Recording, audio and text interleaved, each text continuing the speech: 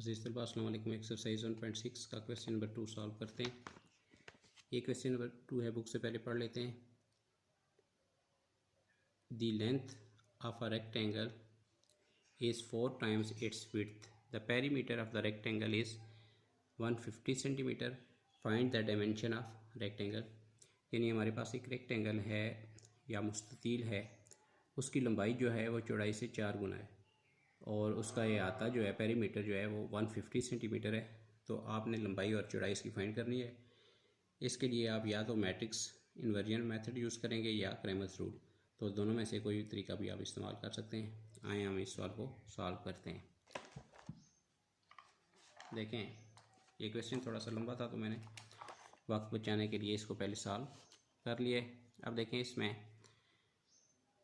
हमने फ़र्ज़ कर लिया है कि रेक्टेंगल जो है मुस्ततील जो है, इसकी विड्थ या चौड़ाई जो है वो हमने लेट कर ली या सपोज कर ली x है, और लेंथ जो है इसको हमने y के इक्वल लेट कर लिया है। बाई फर्स्ट स्टेटमेंट, दो स्टेटमेंट हैं इस सवाल की।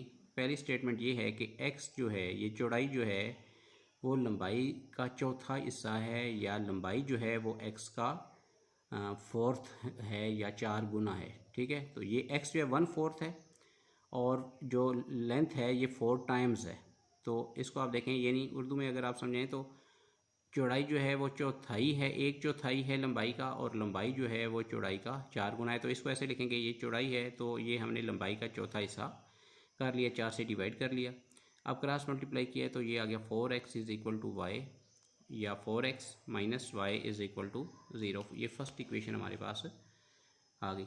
अब सेकंड स्टेटमेंट ये थी कि जो पेरीमीटर है रेक्टेंगल का, या ये आता जिसको कहते हैं, वो 150 सेंटीमीटर के है। तो हमने 5वीं 6वीं 7वीं 8वीं सारी क्लासेस में हम पढ़ते आए हैं कि जो मुस्ततील या रेक्टेंगल है उसका पेरीमीटर होता है 2 इंटू लेंथ प्लस विड्थ, इसके इक्वल होता है। या उर्दू में पढ़ें तो 2 ज़रब लंबाई जमा चौड़ाई। तो अब देखें, इसको हमने स्टेटमेंट की मदद से ये इक्वेशन बनाई, 2 into length plus width is equal to 150। ये 150 दिया गया है क्वेश्चन में। अब देखें, 2 into Y plus X, Y length थी और विड्थ एक्स है, इज इक्वल टू 150। इसको 2 से आपने मल्टीप्लाई किया तो 2y plus 2x is equal to 150। ये हमारे पास सेकेंड इक्वेशन आ गई। अब हम इन्वर्जन मेथड भी यूज़ कर सकते हैं, क्रैमर्स रूल भी यूज़ कर सकते हैं। तो मैंने यहाँ पर मैं क्रैमर्स के मेथड से इसको सॉल्व कर लूँगा। इसके लिए मैंने 3 मैट्रिक्स बनाए।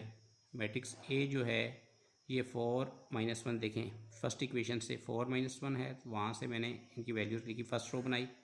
Second row, second equation, x की वैल्यू 2 है और y की 2 है, तो ये 2 2 आ गया।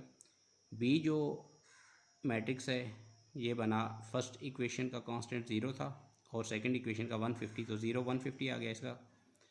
और आगे आप देखें, x जो है ये मैट्रिक्स जो है एक्स वाई आ गया। अब देखें, सबसे पहले ए डिटर्मिनेंट हम फाइंड करेंगे। 4 2 आर 8 माइनस, और ये -2 है ब्रैकेट में लिखा, तो 8 + 2 इज़ इक्वल टू 10 हमारे पास आ गया। अब देखें, इसके बाद हमने ए एक्स मैट्रिक्स बनाया, जिसमें ए मैट्रिक्स जो है इसका फर्स्ट कॉलम है, उसकी जगह हमने ये बी मैट्रिक्स की वैल्यू लिखी 0 150, और सेकंड कॉलम ऐसे ही रहा। तो ए एक्स डिटर्मिनेंट को सॉल्व हमने किया तो ये आ गया 150। ए एक्स डिटर्मिनेंट हमारे पास सॉल्व होकर आ गया 150। अब इसी तरह हमने ए वाई मैट्रिक्स बना लिया।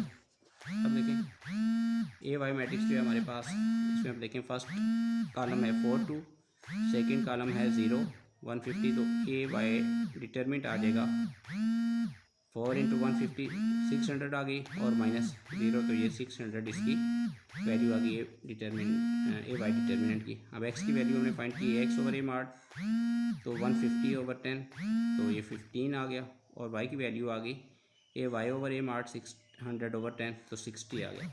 तो हैंस जो है हमारी लेंथ या लंबाई जो है वो 60 सेंटीमीटर आ गई, और विड्थ चौड़ाई जो है 15 सेंटीमीटर। यहाँ से आप देख सकते हैं कि लेंथ जो है वो 4 टाइम्स है, जो आपके पास विड्थ दी गई थी इसका 4 टाइम्स है, यानी 15 को 4 से मल्टीप्लाई करें तो 60 आता है।